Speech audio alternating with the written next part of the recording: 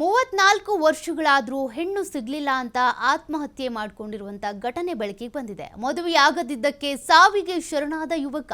ಹಾನಗಲ್ ತಾಲೂಕು ಉಪ್ಪುಣಸಿ ಗ್ರಾಮದ ಹರೀಶ್ ನಾಡಗೌಡರ ಸಾವು.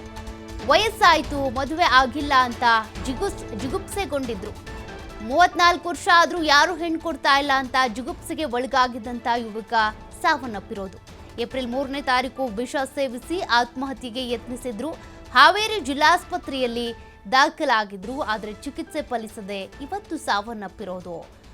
ಏಪ್ರಿಲ್ 3ನೇ ತಾರೀಕು ವಿಷ ಸೇವಿಸಿ ಆತ್ಮಹತ್ಯೆಗೆ ಯತ್ನಿಸಿದಂಥ ಸಂದರ್ಭದಲ್ಲಿ ಅವರನ್ನ ಕರ್ಕೊಂಡು ಹೋಗಿ ಹಾವೇರಿ ಜಿಲ್ಲಾಸ್ಪತ್ರೆಯಲ್ಲಿ ದಾಖಲು ಮಾಡಲಾಗಿತ್ತು, ಆದರೆ ಚಿಕಿತ್ಸೆ ಫಲಕಾರಿಯಾಗಿಲ್ಲ, ಸಾವನ್ನಪ್ಪಿದ್ದಾರೆ. ಮದುವೆ ಆಗಲಿಲ್ಲ ಅನ್ನುವಂತಹ ಕಾರಣಕ್ಕೇನೆ ಯುವಕ ಆತ್ಮಹತ್ಯೆಗೆ ಶರಣಾಗಿರೋದು. ಈಗ ಬಹುದೊಡ್ಡ ಸಮಸ್ಯೆ ಆಗ್ಬಿಟ್ಟಿದೆ ಯುವಕರಿಗೆ. ಇದು ಅಂದರೆ ಹೆಣ್ಣು ಕೊಡ್ತಾ ಇಲ್ಲ, ಹೆಣ್ಣು ಸಿಗ್ತಾ ಇಲ್ಲ, ಬಹಳ ಹುಡುಕ್ತಾರೆ, ಎಷ್ಟಾದ್ರೂ ಕೂಡ ರಿಜೆಕ್ಟ್ ಆಗ್ತಾ ಇರುತ್ತೆ. ಈ ಸಂದರ್ಭದಲ್ಲಿ ಜಿಗುಪ್ಸೆಗೆ ಒಳಗಾಗಿರುವಂಥ ಒಬ್ಬ ಯುವಕ ಈ ರೀತಿಯಾಗಿ ಸಾವನ್ನಪ್ಪಿರೋದು.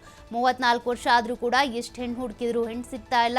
ಹೋಗಿ ಹುಡುಕಿದ್ರು ಮನೇಲಿ ಕೇಳಿದ್ರು ಆ ಹೆಣ್ಣನ್ನು ಕೊಡೋರು ಬೇಕಲ್ಲ.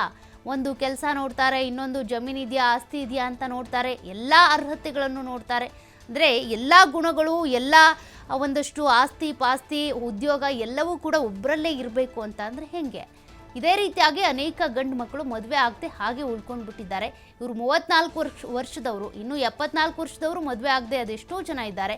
ಬಟ್ 34 ವರ್ಷಕ್ಕೇನೆ ಹರೀಶ್ ನಾಡಗೌಡರ ಅನ್ನುವಂಥ ಯುವಕ ಬೇಸತ್ತು ಸಾವಿಗೆ ಶರಣಾಗಿರೋದು. ವಿಷ ಸೇವಿಸಿದಂಥ ಸಂದರ್ಭದಲ್ಲಿ ಬದುಕುಳಿಬಹುದು ಅಂತ ಆಸ್ಪತ್ರೆಗೆ ದಾಖಲು ಮಾಡಿದ್ದಾರೆ ಕುಟುಂಬಸ್ಥರು. ಆದರೆ ಈತ ಚಿಕಿತ್ಸೆ ಫಲಕಾರಿಯಾಗದೆ ಸಾವನ್ನಪ್ಪಿರೋದು. ಹುಡುಗರದ್ದು ಒಂದು ದೊಡ್ಡ ತೊಂದರೆ ಆಗ್ಬಿಟ್ಟಿದೆ. ಇದು ಹೆಣ್ಣು ಸಿಗ್ತಾ ಇಲ್ಲ ಅಂತೇಳಿ ಎಷ್ಟು ಸುತ್ತಾಡಿದ್ರು, ಎಷ್ಟು ಮನೆಗೆ ಹೋಗಿ ಅಥವಾ ಬ್ರೋಕರ್ ಕಾಂಟ್ಯಾಕ್ಟ್ ಮಾಡಿ ಹೆಣ್ಣನ್ನು ಹುಡ್ಕೋದಕ್ಕೆ ಟ್ರೈ ಮಾಡಿದ್ರು ಕೂಡ ಎಲ್ಲವನ್ನೂ ಪರಿಶೀಲನೆ ಮಾಡ್ತಾರೆ. ಉದ್ಯೋಗ ಇದೆಯಾ, ಆಸ್ತಿ ಪಾಸ್ತಿ ಇದೆಯಾ, ಯಾವ ರೀತಿ ಹುಡುಗ, ಕುಡಿತಾನ, ಹಿಂಗೆ ಕೆಟ್ಟ ಚಟಗಳಿದೆಯಾ, ಎಲ್ಲವನ್ನೂ ಕೂಡ ಪರಿಶೀಲನೆ ಮಾಡ್ತಾರೆ. ಬಟ್ ಕೊನೆಗೆ ರಿಜೆಕ್ಷನ್ ಆಗಿಬಿಡುತ್ತೆ. ಈ ಸಂದರ್ಭದಲ್ಲಿ ಅನೇಕರು ಈ ರೀತಿ ಜಿಗುಪ್ಸೆಗೊಂಡು ಆತ್ಮಹತ್ಯೆಗೆ ಶರಣಾಗ್ತಾರೆ. ಇನ್ನು ಕೆಲವರು ಮದುವೆ ಸವಾಸನೆ ಬೇಡ ಅಂತ ಗಟ್ಟಿ ನಿರ್ಧಾರ ಮಾಡ್ಕೊಳ್ತಾರೆ. ಬಟ್ ಈತ 34 ವರ್ಷ ಆದರೂ ಮದುವೆ ಆಗಲಿಲ್ವಲ್ಲ ಅಂತೇಳಿ ಜಿಗುಪ್ಸೆ ಆಗಿ ಈ ರೀತಿ ಆತ್ಮಹತ್ಯೆ ಮಾಡ್ಕೊಂಡಿರೋದು.